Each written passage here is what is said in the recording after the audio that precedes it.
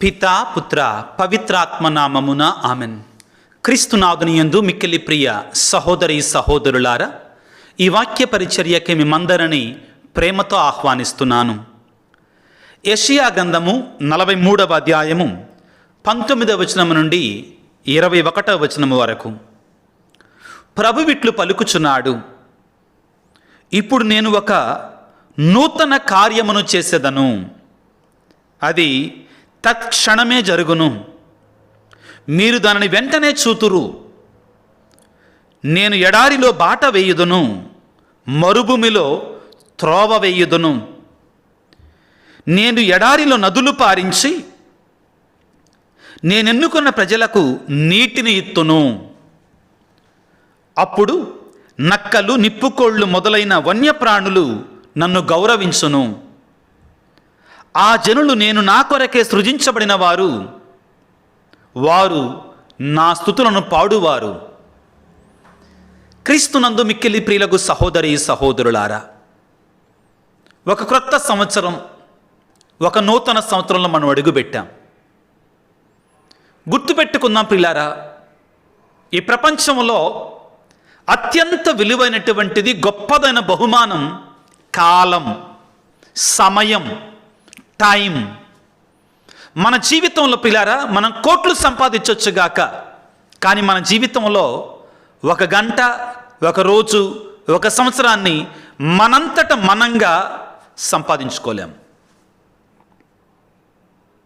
బాగా ధనవంతుడు ఒకడు జీవితాంతం కూడా డబ్బు డబ్బు, ధనం ధనం ధనం అని వెంపర్లాడాడు. బాగా ధనాన్ని కూడబెట్టుకున్నాడు, సంపదలు కూడబెట్టుకున్నాడు.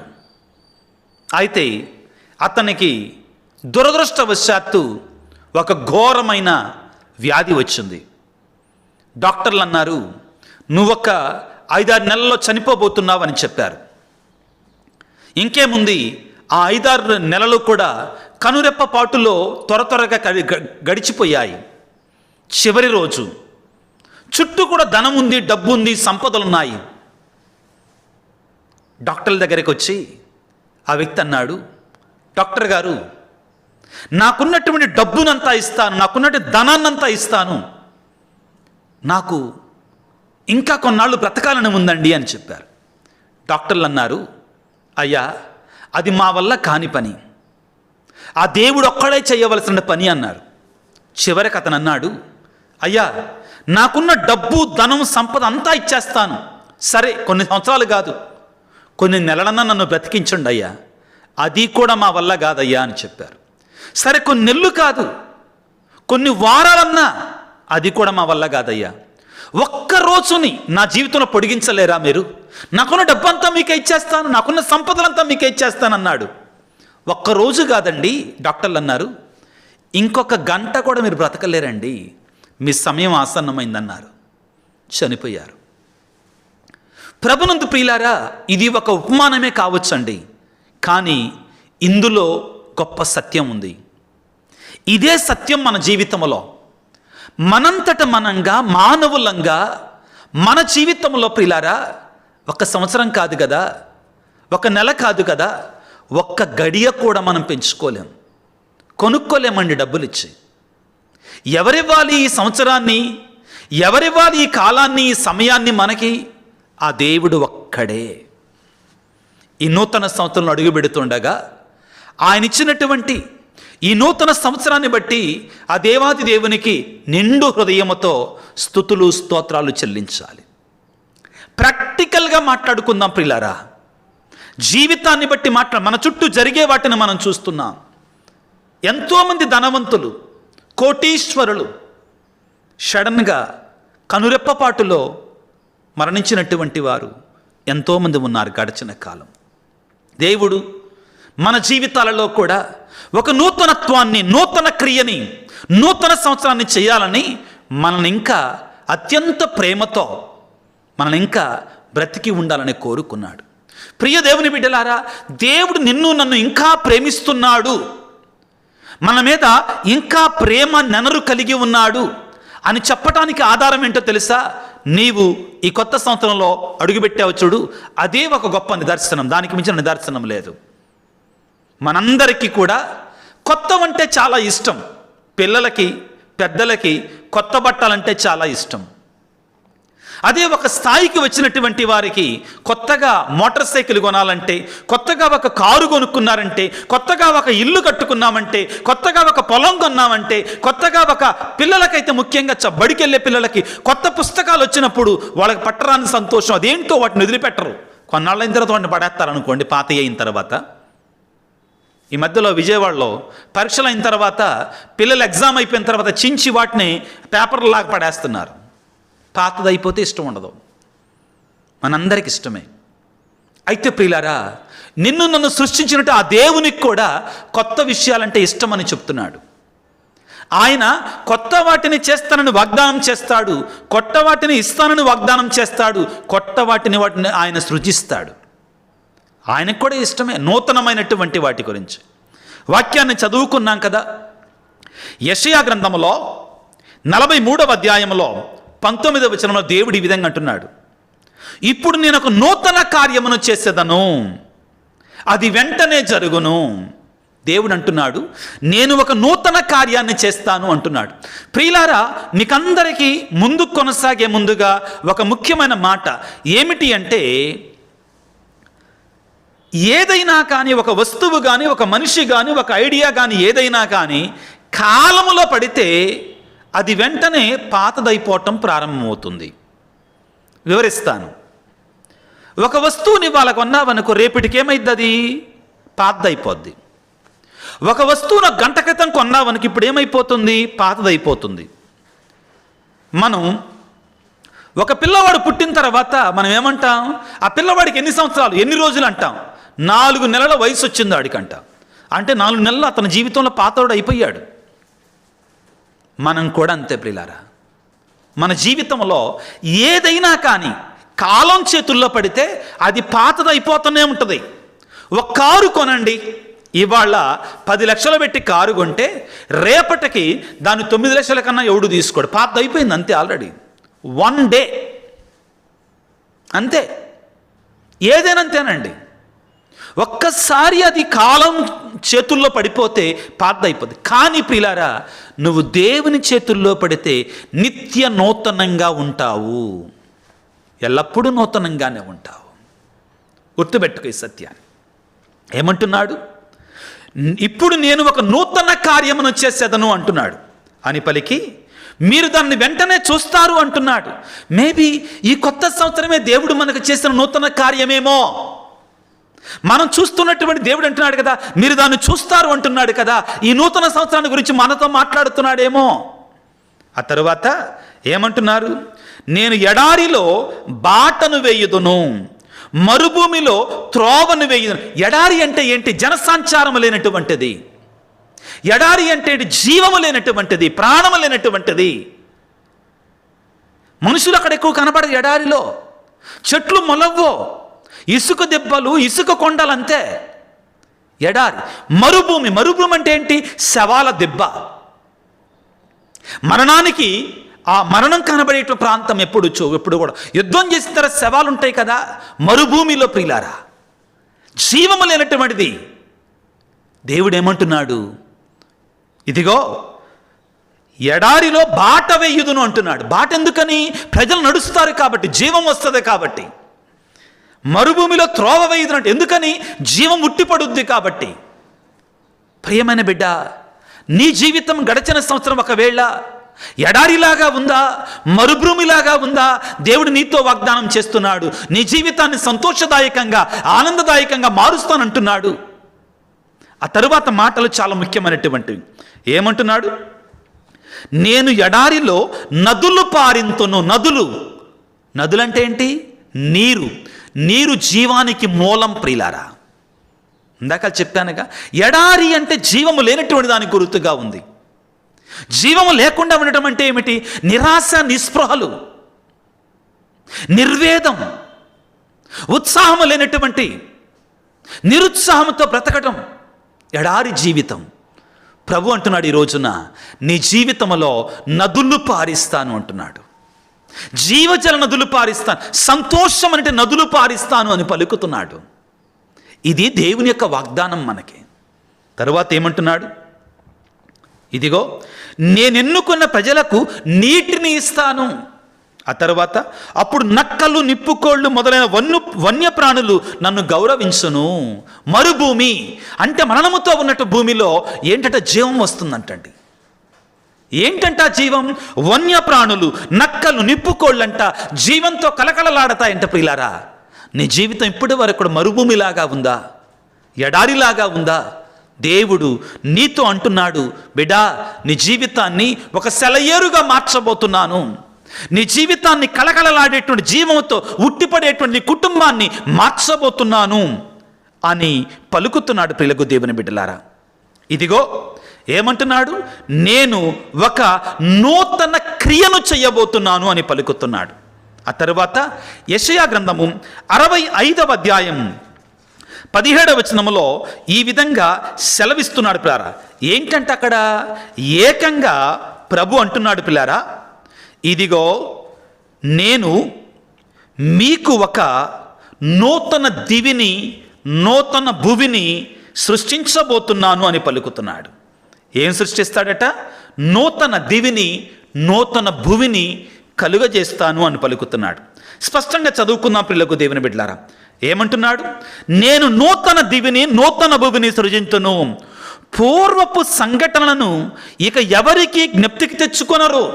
పూర్వం జరిగిన బాధలు, కష్టాలు, శ్రమలు ఎవ్వరూ కూడా ఇంకా జ్ఞాపకం చేసుకోరు.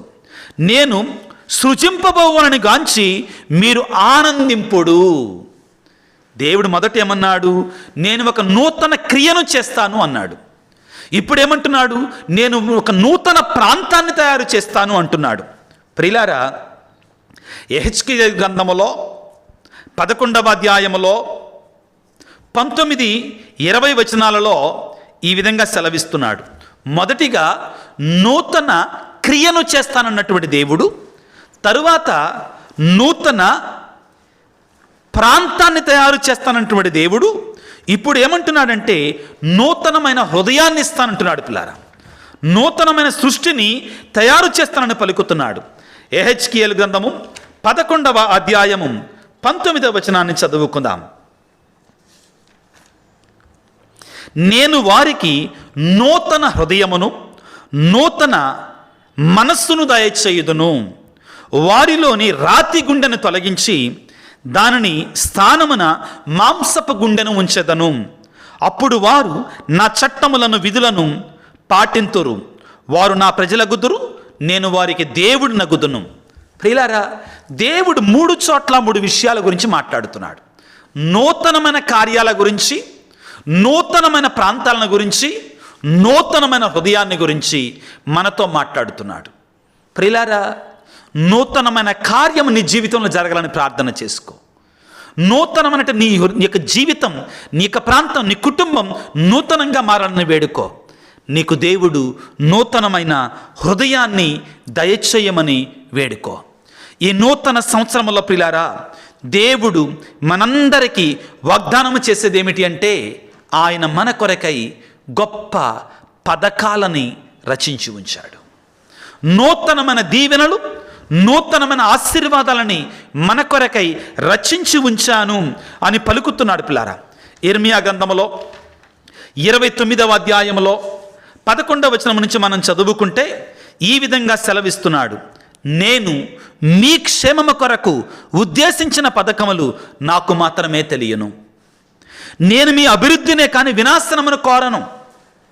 నేను మీకు బంగారు భవిష్యత్తును నిర్ణయించుతని, అప్పుడు మీరు నాకు మొరపెట్టి ప్రార్థన చేయుడు. నేను మీ మనవిని ఆలెత్తును. మీరు పూర్ణ హృదయముతో నన్ను వెతకుదురు, నేను మీకు దొరుకుదును. ప్రియులారా, ఈ నూతన సంవత్సరాన్ని ప్రారంభించుకుంటుండగా దేవుడు మనకిచ్చేటి వాగ్దానకరమైన మాటలు ఇవి. ఏమిటి? నేను మీ క్షేమము కొరకు ఉద్దేశించిన పథకములు నాకు మాత్రమే తెలియను. ఏం చేయాలి ఇప్పుడు మనం? మనకి మన మేలు కొరకై, మన ఆశీర్వాదము కొరకై, మన క్షేమము కొరకై, మన అభివృద్ధి కొరకై దేవుడు ఉద్దేశించిన పథకాలు ఆయనకు మాత్రమే తెలియను అంటాడు. మనం ఏం చేయాలి ఇప్పుడు? ఏం చేయని అవసరంలా. ఆయన దగ్గరికి వెళ్ళి, అయ్యా, నా జీవితంలో నువ్వు నెరవేర్చాలనుకున్నట్టు ఆ నూతన పథకాలు నీకు మాత్రమే తెలియసయ్యా, నాకు తెలియదు. నువ్వు నెరవేర్చు తండ్రి, నువ్వు నెరవేర్చు నాయన, వేడుకోవటమే. కాబట్టి ఏమంటున్నాడు ప్రభువు?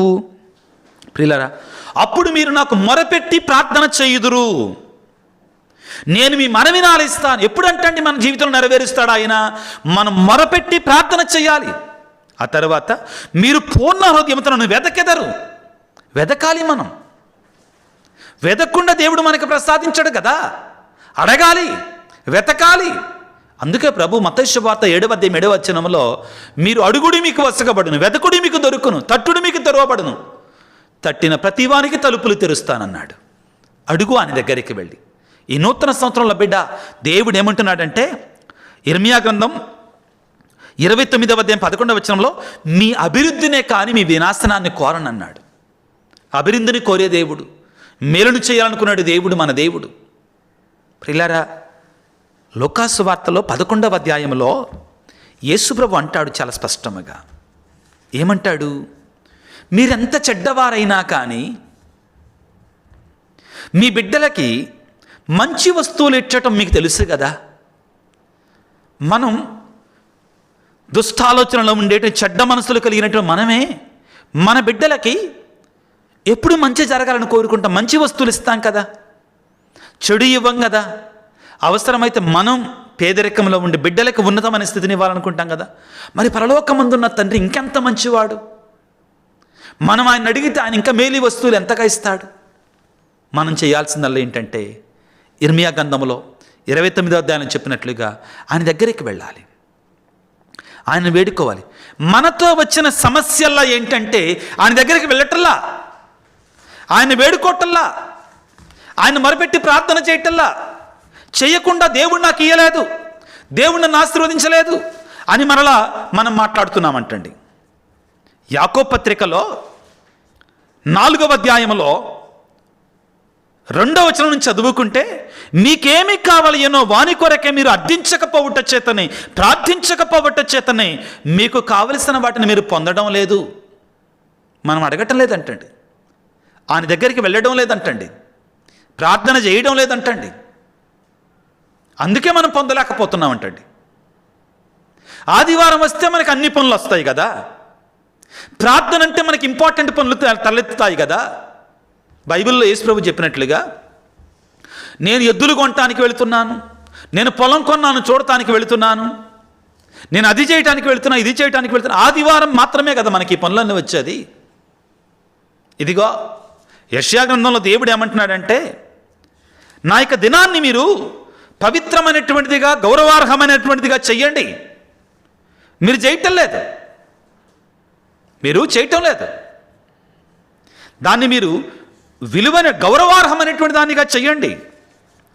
ఎప్పుడైతే మీరు ఆ విధంగా చేస్తారో అప్పుడు నేను మిమ్మల్ని దీవిస్తాను.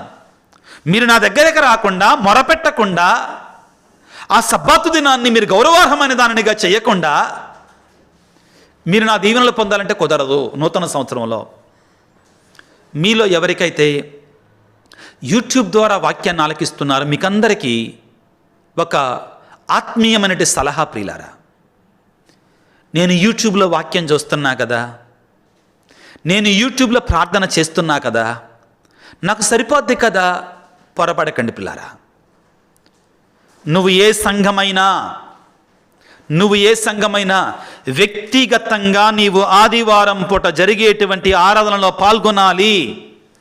ఈ యూట్యూబ్ వాక్య పరిచర్య అనేటువంటిది వ్యక్తిగతమైనటువంటి దివ్యబలి పూజలో పాల్గొనటానికి, జపమాల్లో పాల్గొనటానికి, వ్యక్తిగతంగా వెళ్ళి పూజలో చెప్పేటువంటి వాక్య పరిచర్యకి ఇది ప్రత్యామ్నాయం కాదు ప్రియులారా. ఇక్కడ చూసా కాబట్టి అక్కడికి వెళ్ళే పని లేదు. రాంగ్. చాలా కరాఖండిగా చెప్తున్నాను నేను గురువుని. నేను యూట్యూబ్లో వాక్యం చెప్పినా కానీ ప్రథమం ఏంటంటే అక్కడికి వెళ్ళి వ్యక్తిగతంగా దివ్యబలి పూజలో పాల్గొనటమే. ఇది మీకు ఇంకొంచెం వెసులుబాటు, మీకు ఇంకొక అవకాశం. ఇది అంతే. ఇది ఎవరు చెప్పినా, ఏ గురువు చెప్పినా కానీ నేను ఇదే రూల్ పెడతానండి. మన వ్యక్తిగతంగా వెళ్ళడానికి ఈ యూట్యూబ్ పరిచర్య అనేటువంటిది అక్కడికి వెళ్ళే పని లేదు. ఇక్కడ చూస్తున్నా కదా, నో, ఇట్ ఈస్ రాంగ్. మీరు తప్పుగా అర్థం చేసుకుంటున్నారు. తప్పనిసరిగా ఆదివారం వ్యక్తిగతంగా దివ్యబలి పూజలో పాల్గొని, పశ్చాత్తాప సాంగ్యములో ప్రారంభంలో పాల్గొని, దివ్య వాక్యాన్ని ఆలకించి, గురువులు చెప్పేటువంటి వాక్యాన్ని ఆలకించి, దివ్య సప్రసాదాన్ని స్వీకరించి, అప్పుడే పరిపూర్ణ ఫలాలు. ఈ వాక్యాన్ని ఆలకించండి, మేలుకరం, దీవెనకరం కాదంటల్లా, కానీ దానికి మారుగా కాదండి ఇది. ఇక్కడ చూస్తున్నాక అక్కడికి వెళ్ళే పని లేదు. No, it is wrong. ఒప్పుకోరు, దేవుడు ఒప్పుకోడు. దేవుని సన్నిధికి రాకుండా దీవెనలు ఉండవు. ప్రభు ఏమంటున్నాడు?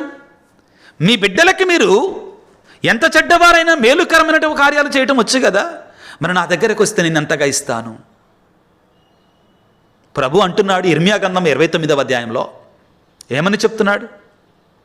మీ క్షేమము కొరకు, మీ అభివృద్ధి కొరకై రచించిన పథకములు నాకు తెలుసు. మీరు నా దగ్గరకు వస్తురు, నాకు మొరపెట్టి ప్రార్థన చేస్తారు, అప్పుడు నేను ఇస్తాను. కానీ మనం ఏం చేస్తున్నాం? ఆ సమయంలో మనకి ఇష్టమైన లోకానుసారమైనటువంటి ఏం చేస్తున్నామట? యెషయా గ్రంథము 58వ అధ్యాయము 13వ వచనంలో దేవుడు ఏమంటున్నాడు? మీరు విశ్రాంతి దినమును పవిత్రము చేయుడు, నా పవిత్ర దినమున మీరు వ్యాపారములను మానుకొనండి, దానిని సంతోషకరమైన దానినిగా భావింపుడు, గౌరవార్హమైన దానినిగా చేయుడు. ఆ దినమున మీరు ప్రయాణములు కానీ, పనులు కానీ, ముచ్చట్లు కానీ చెప్పుకునడం మానివేయండి. అప్పుడు నేను మీకు ఆనందమును దయచేయుదును, మిమ్ము భూమి మీద అంతటను మాన్యులుగా చేస్తాను. ప్రియులారా, మనం చేయాల్సింది చేయకుండా దేవుడు నాలో నూతన కార్యాన్ని చేయాలి, నూతనమైన ఆశీర్వాదాలు ఇవ్వాలి. నో, ఇది జరగదు, ఇది జరగదు ప్రియులారా. హబకుకు గ్రంథములో దేవుడు ఈ నూతన సంవత్సరాన్ని గురించి, నూతన కార్యాన్ని గురించి ఈ విధంగా మాట్లాడుతున్నాడు. హబకుకు గ్రంథము 3వ అధ్యాయము 2వ వచనములో ఒక ప్రార్థనగా భక్తుడు చేస్తున్నాడు. ఏమిటి? ప్రభువా, నేను నీ కార్యములను విని నాకు భయం పుట్టుచున్నది. ఎందుకని? ఎర్ర సముద్రాన్ని 2 పాయలుగా చీల్చావయ్యా, మన్నా భోజనాన్ని ప్రసాదించ మానవులకు సాధ్యం కాదయ్యా అది. సూర్యుని ఆపావయ్యా యెహోషువ సమయంలో, నీ కార్యములు చూసినప్పుడు నాకు భయం కలుగుతుందయ్యా. ఆనందముతో భయం. కాబట్టి భక్తుడు ఏమని పాడుతున్నాడు పిల్లారా? నీవు పూర్వము చేసిన మహాకార్యములు తిరిగి ఈ సంవత్సరములో కూడా చేయము, ఈ కాలములో కూడా చెయ్యము. ఏమంటున్నాడు భక్తుడి పిల్ల? దేవా, సంవత్సరములు జరుగుచుండగా నీ కార్యమును నూతన పరచుము దేవా, సంవత్సరములు జరుగుచుండగా వాటిని మాకు తెలియజేయము దేవా. ప్రియులకు దేవుని బిడ్డలారా, ఈ నూతన సంవత్సరంలో దేవుడు గడచిన కాలంలో చేసిన గొప్ప కార్యాలు, అంతకంటే మేలైన కార్యాలు మనకి జరగాలంటే మనము చేయాల్సింది ఏమిటి ప్రియులారా? అంటే ఇదిగో, ఆయన సన్నిధికి వెళ్ళాలి, ఆయనకు మొరపెట్టి ప్రార్థన చేయాలి. ఇవి 2 చేయాలి. దేవుడు అంటున్నాడు, నేను ఒక నూతన కార్యాన్ని చేస్తాను, నేను ఒక నూతన భూమిని దివిని చేస్తానంటున్నాడు. ఇంకా ఏమంటున్నాడు? నేను ఒక నూతన హృదయాన్ని, నూతన మనస్సుని ఇస్తానంటున్నాడు ఈ నూతన సంవత్సరంలో. కానీ ప్రియులారా, మనం చేయాల్సినటువంటిది, మన బాధ్యతని మనము చెయ్యకుండా దేవుని కృపను మనం పొందలేం, దేవుని యొక్క ఆశీర్వాదాలను మనం పొందలేం. ప్రియులకు దేవుని బిడ్డలారా, ప్రభువుని వేడుకుందాం. దేవా, నీ సన్నిధికి వచ్చి నీకు మొరపెట్టి నీవు మాకు వాగ్దానం చేసినటువంటి ఆ నూతనమైన ఆశీర్వాదాలు, ఆ నూతనమైన దీవెనలను మేము పొందులాగా మమ్మల్ని దీవించండి నాయన. నీ నూతనమైన ఆశీర్వాదాలు వర్షధారగా మా పైన, మా బిడ్డలపైన, మా కుటుంబాలపైన కొమ్మరించు దేవా. మా గృహాలలో నింపండి తండ్రి. దేవుడు ఆశపడుతున్నాడు బిడ్డ, నీ జీవితంలో ఒక నూతనమైన కార్యాన్ని చేయాలని. నీ జీవితం బూడిదలాగా ఉందా? నీ జీవితాన్ని పూలదండగా మార్చాలని ఆశపడుతున్నాడు, క్రొత్తదనాన్ని తేవాలని ఆశపడుతున్నాడు. నీ జీవితం కన్నిండి సంద్రముగా ఉందా? నీ జీవితాన్ని నాట్యముగా మార్చాలని ఆశపడుతున్నాడు. వెళ్ళు, ప్రభు దగ్గరికి వెళ్ళు, పెట్టు, మొరపెట్టి ప్రార్థన చేయి, తట్టు, ఆయన తలుపును తట్టు. నీ జీవితాన్ని దీవించబోతున్నాడు. ఈ నూతన సంవత్సరంలో ఆయన నిన్ను దీవించబోతున్నాడు. గుర్తుపెట్టుకో బిడ్డ, ఇదిగో ప్రభు ఏమంటున్నాడు? నూతన హృదయాన్ని, నూతన మనసునిస్తాను, అప్పుడు నా బిడ్డలు నా ధర్మశాస్త్రమును పాటిస్తారు. మనం చేయాల్సింది చేస్తే ఆయన ఇవ్వాల్సిన దీవెన మనకిస్తాడు. మనం పాటించాల్సింది పాటిస్తే ఆయన కుమ్మరించాల్సిన ఆశీర్వాదాలు, నూతన క్రియలని మన మీద కుమ్మరింపచేస్తాడు. తలలో వంచి ప్రార్థన చేసుకుందాం. దీవెనలు, ఆశీర్వాదాలు మనకు ప్రసాదించమని. సర్వశక్తిమంతుడా, సర్వోన్నతుడా, ఓ ప్రేమగల తండ్రి, నీకు స్తోత్రాలు, వందనాలు.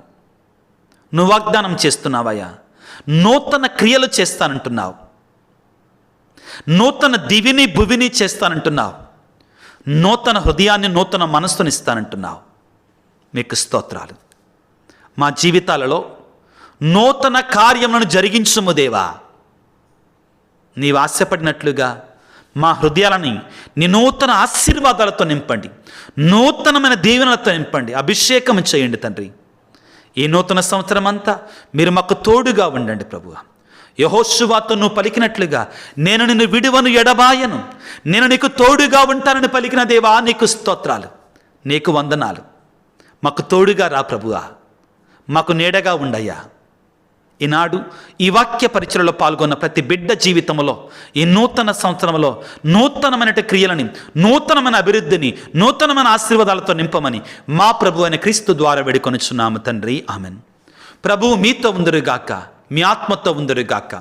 సర్వశక్తి గల సర్వేశ్వరుడు పిత, పుత్ర, పవిత్ర ఆత్మ మిమ్ము, మీ బిడ్డలని, మీ కుటుంబాలని చల్లగా దీవించి ఆశీర్వదించి కాపాడుదురుగాక. God bless you. దేవుడి దీవించుగాక. ఆమేన్.